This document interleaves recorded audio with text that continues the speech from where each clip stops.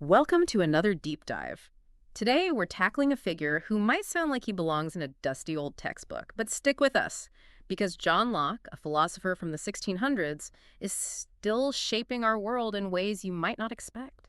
Yeah, you might not think a guy who rocked a powdered wig has much to say about our lives today, but trust me, Locke's ideas are like the secret code behind how we think about freedom, government, even like the internet. It's true, his thinking is surprisingly relevant even centuries later. So to kick things off, for those who haven't been glued to their philosophy books lately, who exactly was John Locke? So picture England in the 17th century, right? Like revolutions are brewing, those old school power structures are being challenged, and John Locke, he's right in the thick of it.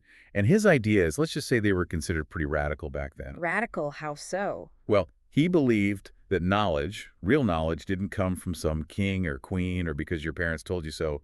It came from experience, man. Hold on, are you saying people back then, like, literally thought you were born knowing everything? Pretty much. Your place in society, what you believed, it was all basically decided for you. Wow, that's wild. Right. But Locke, he challenged all that with this theory called empiricism. It's like Right. this. He argued that our minds, when we're born, they're like blank slates, just waiting to be filled up by all the stuff we experience. Okay, I'm starting to see why this guy ruffled some feathers. So instead of blind faith or just accepting what the authorities said, people started to, like, observe, experiment, think for themselves. Bingo. And that shift right there, that's what makes Locke the father of liberalism. He's all about individual thought, questioning authority, and this radical idea that governments, get this, should actually be accountable to the people they govern. We're talking about the foundation of modern democracy right here, folks. Wow, to have that kind of impact, incredible. Let's dive into some of his writing because he's most famous for a couple of books, right? Absolutely.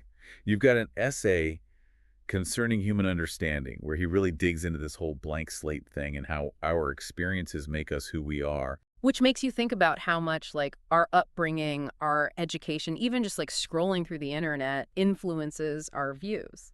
You got it. And then there's this other masterpiece, Two Treatises of Government. Now this is where Locke lays down some serious political theory. This is where things get really interesting, right? We're talking natural rights, the social contract, it's all in there. Oh, it's all there, and it's all connected. Remember Locke's whole thing about us being blank slates at birth? Yeah. Well, he takes that concept and basically throws it headfirst into the world of politics. So how does the whole blank slate thing actually apply to, like, government? It feels like we're about to connect some serious philosophical dots here. Oh, absolutely. See, Locke, he argued that because we're not born with this pre-programmed knowledge about, like, who should rule or how society should work, those things aren't, like, set in stone, They should be based on agreement and consent. Which brings us to, like, the whole concept of natural rights. So, right, like those rights that we're all born with just by being human. Bingo. Locke called them life, liberty, and property. And they probably sound pretty familiar, right? And that's because those rights weren't granted by, like, some king or some government decree. They existed before any political system. Like, they're just part of what it means to be human. Yeah, it's like they're just fundamental to who we are. It's honestly kind of hard to imagine a time when that wasn't, like, a given. Right. But that just shows you how much Locke's ideas, they really took hold. But remember, back then, this was some radical stuff. He was going straight at the idea of absolute monarchy, laying the foundation for how we think about democracy today. I mean, you can even see echoes of Locke's philosophy in, like, the Declaration of Independence. Right? Oh, really? Are you saying Locke is, like, the philosophical mastermind behind life, liberty, and the pursuit of happiness? Well, not exactly those exact words, huh? Hmm. Locke's version was life, liberty, and property. But yeah, the big idea is the same. These rights, they're inherent, and they can't just be taken away by any government. Okay, so we've got these fundamental rights, but how do we, like, actually guarantee that they're not just empty promises? That's where this whole social contract thing comes in, right? Exactly. Locke's argument was basically that people, they choose to come together. They choose to form governments for one big reason, Yeah. to protect those natural rights. It's Yeah. like this two-way street, right? Yeah. We give up a little bit of our individual freedom to live in a society, and the government, well, they have to hold up their end of the bargain. They have to protect those rights. And if the government, like, drops the ball, fails to do its job. Oh, then Locke says people have every right to, change that government, to shake things up. That was his whole justification for revolution. Wow, no wonder some powerful people were a little freaked out by his ideas. So we've covered a ton of Locke's ideas, but no deep dive would be complete without mentioning, like, his philosophical rivals, right? Because every great thinker, they've got those intellectual sparring partners, right? Someone they're, like, going head to head with. Oh, for sure.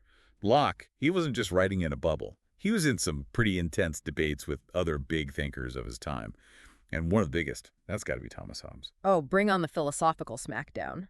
So who was this Hobbes guy, and why were their views so different from Locke's? Okay, let's talk about this Hobbes guy. I'm getting the sense that he and Locke weren't exactly, like, sharing a peace pipe and brainstorming ideas for, like, a utopian society, Yeah, right? not exactly. Yeah.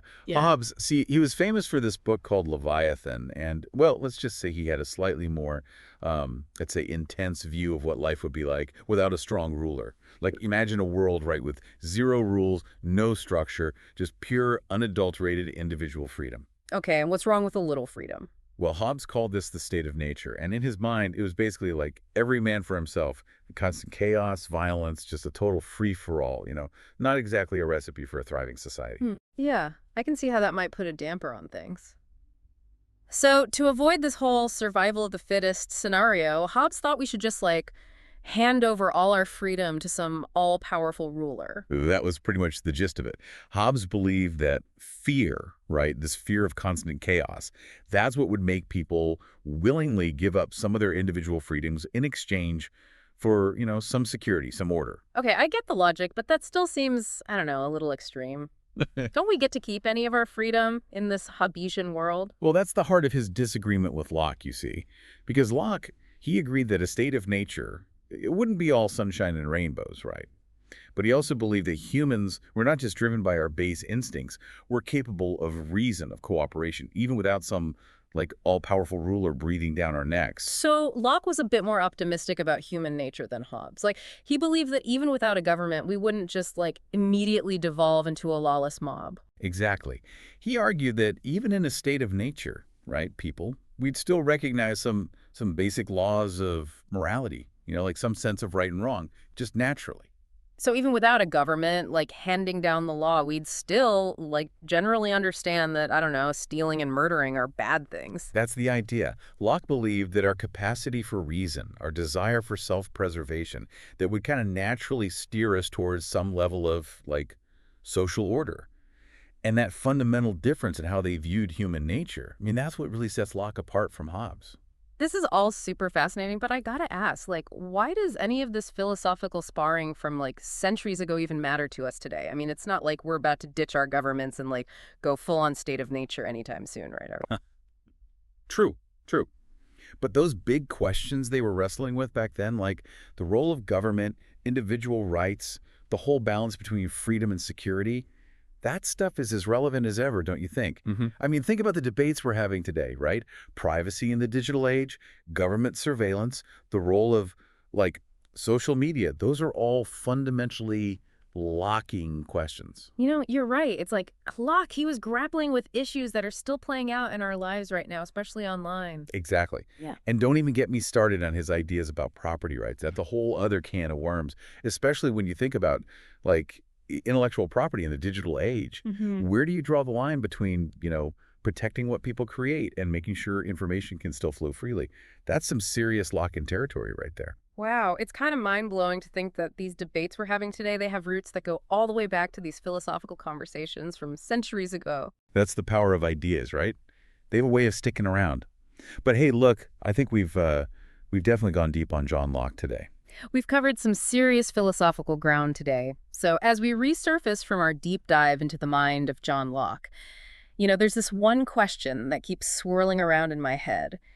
If our experiences shape us as much as Locke believed, what does that say about the world we're creating right here, right now, through the information we consume and the choices we make? It's a pretty big question, don't you think? Something worth pondering. Absolutely. And on that note, I think we'll leave our listeners to do just that.